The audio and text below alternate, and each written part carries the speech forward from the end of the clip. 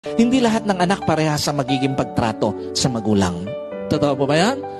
Pansinin nyo, hindi lahat ng anak, kahit pare-parehas na sa'yo ng galing, iba-iba ang pwedeng maging karakter. Iba-iba yung pwedeng maging pagtrato sa isang magulang. Alam niyo po, may mga anak na marunong tumanaw sa magulang at may mga anak na hindi marunong tumanaw sa magulang. And that is the reality in our journey as a parent. Hindi lahat ng anak ay pwede o marunong tumanaw sa magulang.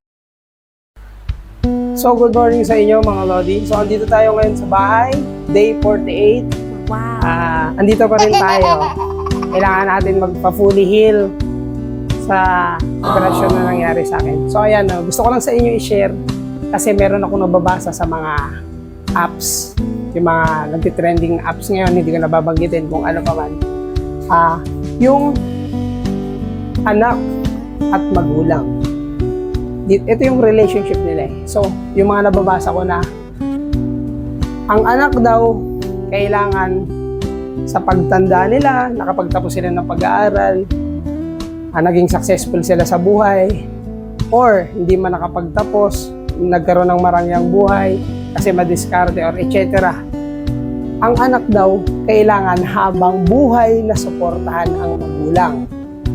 So, pwedeng merong anak na hanggang sa pagtanda ng magulang ay nakasuporta. Pero sa panahon ngayon, sa mga nakikita ko, hindi na ganon. Real talk lang tayo. Sinasabi ko lang po ito sa inyo kasi sa mga nababasa ko nga,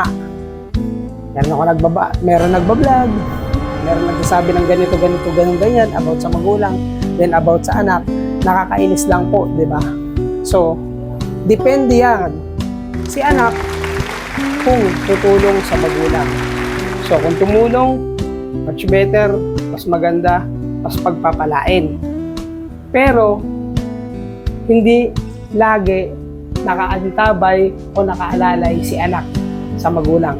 Kaya nga tayong mga magulang, hanggat bata pa, hanggat kaya pa, kailangan po natin magtabi-tabi ng pera ng kaunting barya para sa sarili natin, sa pagtanda natin, para sa mga kinakailangan natin. Lalo na sa kalusugan natin dahil tumatanda tayong mga magulang. Tama po ba? At kailangan natin mag-save. Huwag tayo basta-basta bahanat doon, bahanat dito. Kasi hindi po tayo pabata. Tayong mga magulang, bilang ako, isang magulang na din, ayoko iasa sa mga anak ko yung obligasyon sa pagtanda ko. Sabi ko nga sa inyo, uulitin ko, nasa mga anak yan kung tutulong sa magulang. Pero tingin ko tutulong naman yung anak.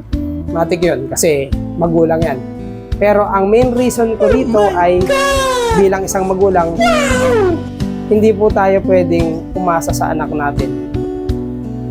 Habang bata pa tayo, uulitin ko at uulitin sa inyo, habang tumatanda tayo, kailangan natin mag-save ng barya or higit pa sa barya. Nakukuha niyo po. So ayan, kaya tigilan na natin kung ano man yung mga hinaing ng mga magulang sa anak at ang mga anak ang hinaing papunta sa magulang. So ayan, ang isipin na lang natin ngayon, paano masusolusyonan kung ano yung mga darating na problema sa buhay. At dahil pamilya, kailangan magkaisa, magtulungan.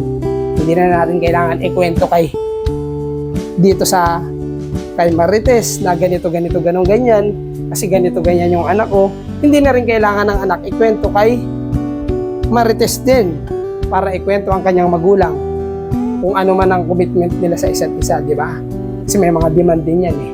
So ayan, sinishare ko lang to sa inyo. Sana nagustuhan nyo. Kung hindi nyo man magustuhan, maraming salamat. Thank you. Babu.